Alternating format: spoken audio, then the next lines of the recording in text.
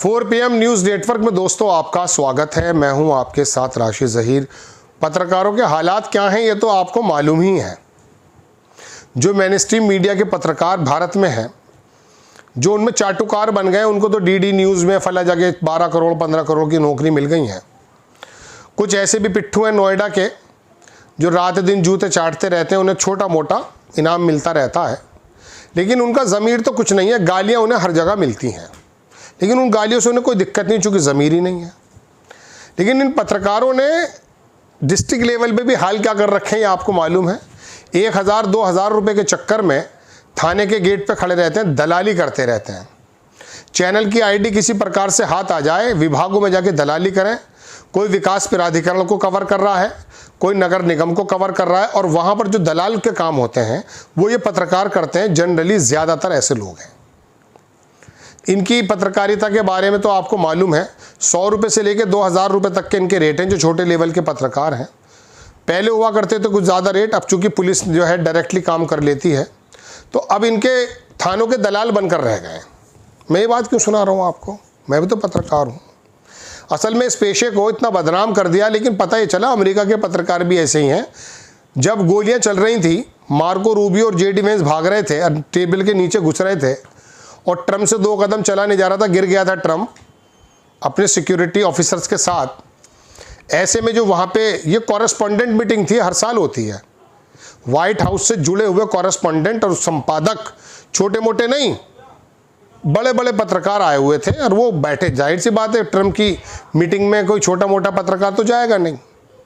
बड़े बड़े चैनल के नुमाइंदे थे, तो पता ही चला वहाँ भी चोरी चल रही थी। लेडी पत्रकार ने शराब की बड़ी बड़ी शानदार महंगी बोतलें होती हैं साहब।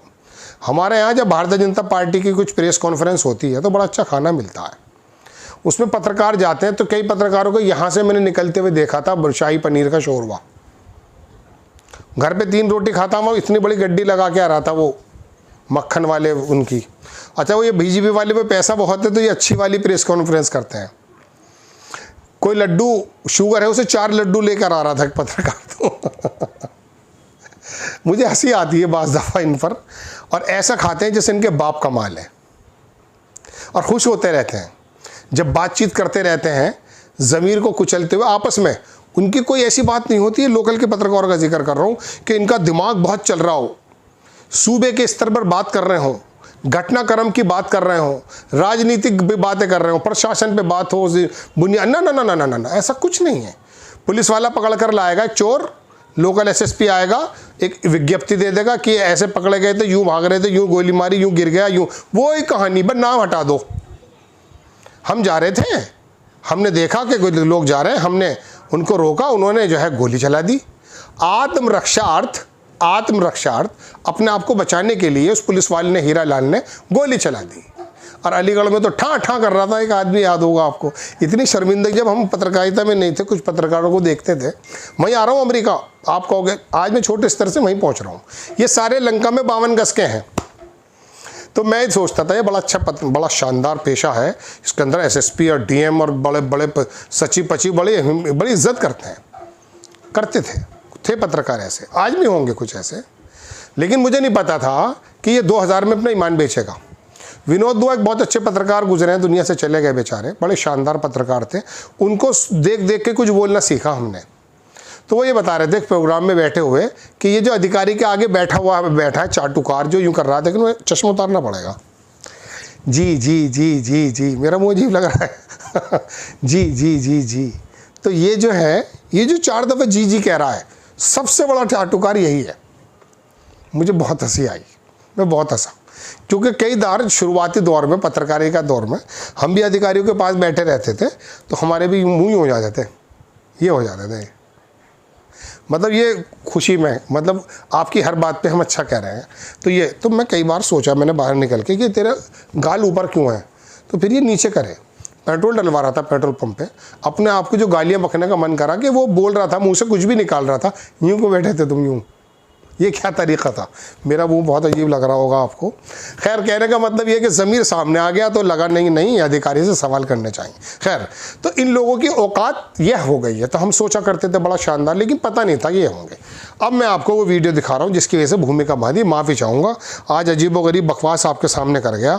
आप ये वीडियो देखें। एक लेडी पत्रकार है, इसका नाम मुझे मालूम नहीं है। जब मुझे पता चला तो मुझे बड़ी खुशी हुई कि ये वो थाने के बाहर जो पत्रकार खड़ा हुआ था, बहुत सारे पत्रकार तो चप्पलों में भी हैं, मुंह में गुटखा भरा रहता है।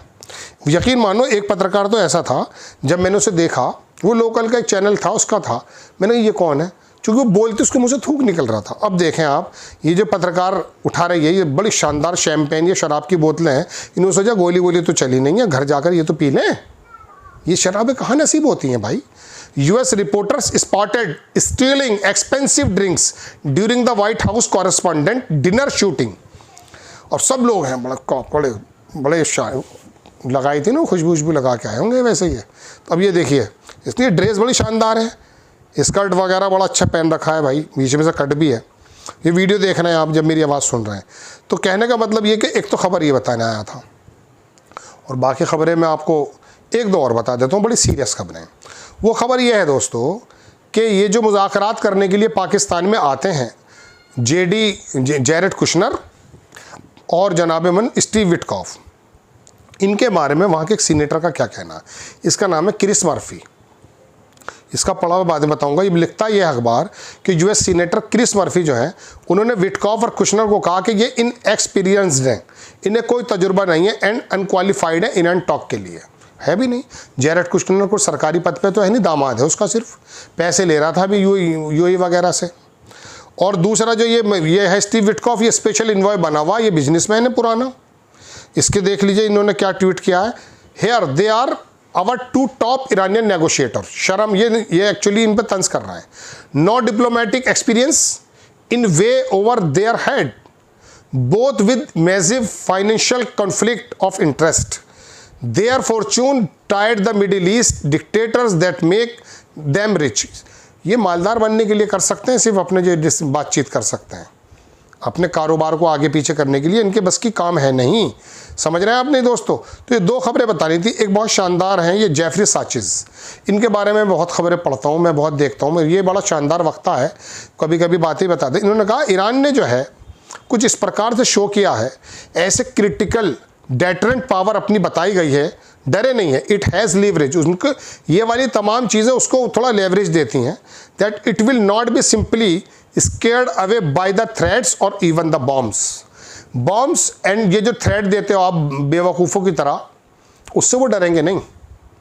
ये एक ऐसा व्यक्ति है जो बहुत शानदार ज़माने से लेखक पत्रकार है और भविष्यवाणी करता है। और इसने पूरा का पूरी इनकी एक बार पोल खोल दी थी, एक पॉडकास्ट हुआ था, मैंने 1 महीने 2 महीने पहले आपको बताया भी था। ये 3 खबरें आपको कैसी लगी हैं, आप अपनी राय कमेंट्स बॉक्स में ज़रूर दीजिएगा। चैनल को सब्सक्राइब कीजिएगा, शेयर कीजिएगा। नेक्स्ट टाइम मैं किसी खबर के साथ हाजिर होता हूँ। जय हिंद।